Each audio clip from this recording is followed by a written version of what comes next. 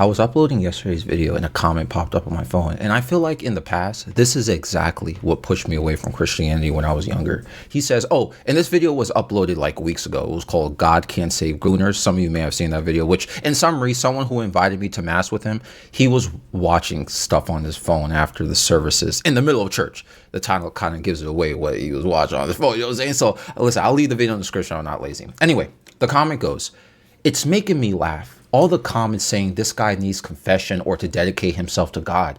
He's already in church. And it's a big enough part of his life to get friends into it. How much more church does this guy need? Does he need 2 churches, 3, 15 priests? Or the people saying that God can save him if he listens to God and obeys his rules? So in other words, if he can't stop gooning, then God can't save him. Yo, I completely agree with what he's saying. And it brings up a bigger issue that I want to talk about in today's video. Ever since I uploaded that video, for 3 weeks straight, people are arguing in the comments, trying to be morally superior over each other. Pause the video, pause the video and go to the video yourself. Read the comments. People are nonstop. Like, it's almost like competing to see who's the most virtuous follower of Christ. And people are debating while acting morally superior and flaming each other for their imperfections. People unfortunately misuse religion to play a defense mechanism. Look, when I mentioned at the beginning of the video, I got pushed away from Christianity when I was younger. It was because of behavior that I've experienced from others that are exactly like this.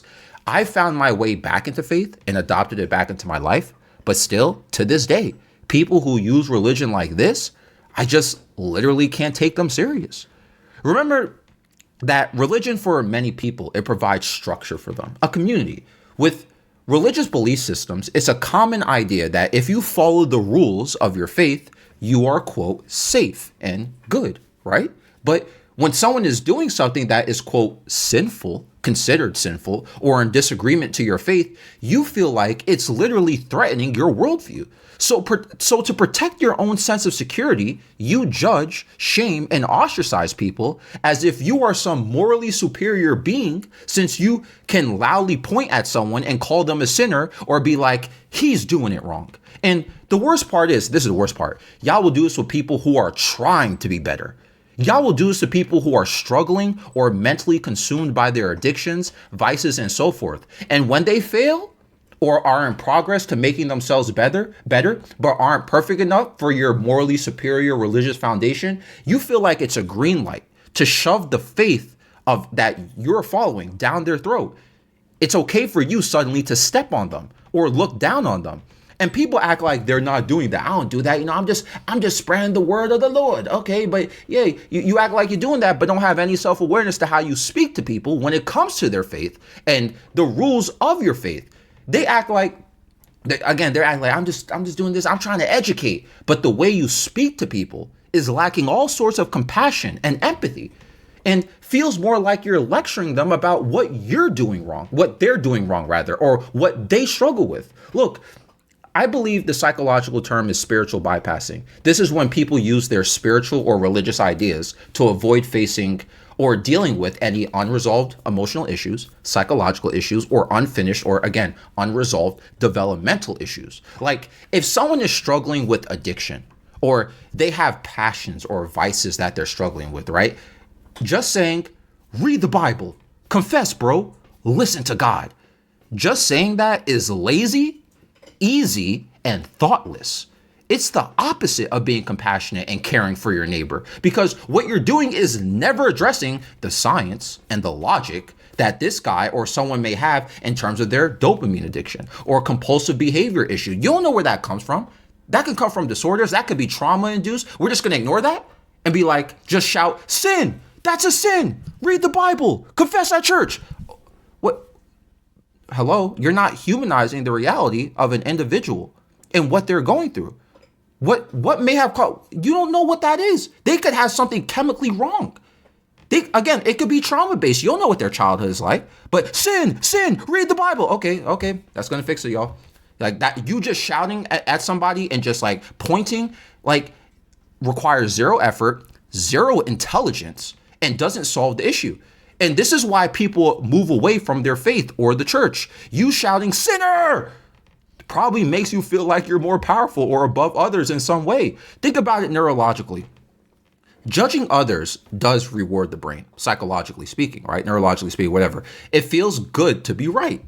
When you tell someone this is wrong, because you know the rules of your faith, this is the same dopamine people are getting here. Like people want to go at someone for having addictions and struggling, but they don't realize they have an addiction to the dopamine they get from self-righteousness when using their religion to judge others, situations, and so forth. And that, by the way, that dopamine to being self-righteous is not only religion-based, because people do this when it comes to social things, cultural things, to be like, oh, I believe this. This is how they grew up, right?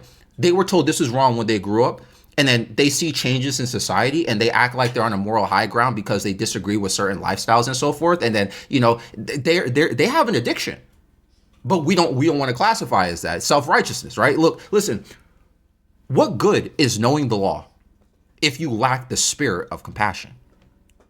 If you know all the sins in the Bible, you read the Bible from front to back, you went to church all this time, you know all the laws, you know all the sins in the Bible, right? But you lack compassion for humanity, what good is this to you? What was the whole point of the story of Jesus Christ? If you're going to act this way, what was the whole point to you? Like, I don't what?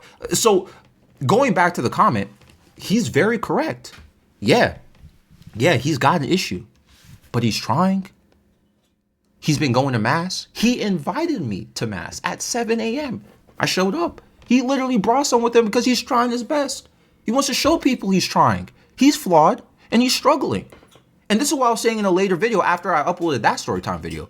He's building his mental fortitude with his faith, but he needs to do the work, obviously. Faith without work doesn't create results. You can't just pray and do no work and expect results. James chapter 2, verse 17. Even so, faith, if it hath not works, is dead, being alone.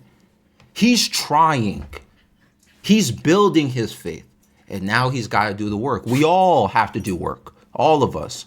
And I hope he continues to do work. And I will continue to do work on myself too. I'm not going to be like, sinner, he's such a bad person. But that's what people are saying about him in the comments. That's what people are literally doing.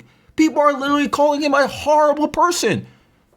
Horrible person. And all this and that. Yeah, I said he was annoying and odd. But remember what I said in the end of that video. I said, I'm seeing a lot of improvements from him. Didn't I say that? So that's a great start. It's okay. You doing something. Hey, you know what? I don't think that was appropriate. But you know what? You're trying, dude. At least you're trying. And that's all that matters. People be religious, but literally have no heart. It's sad. And, you'll see all in that comments. It's just crazy. Anyway, this episode is found on Spotify and YouTube. I'm out.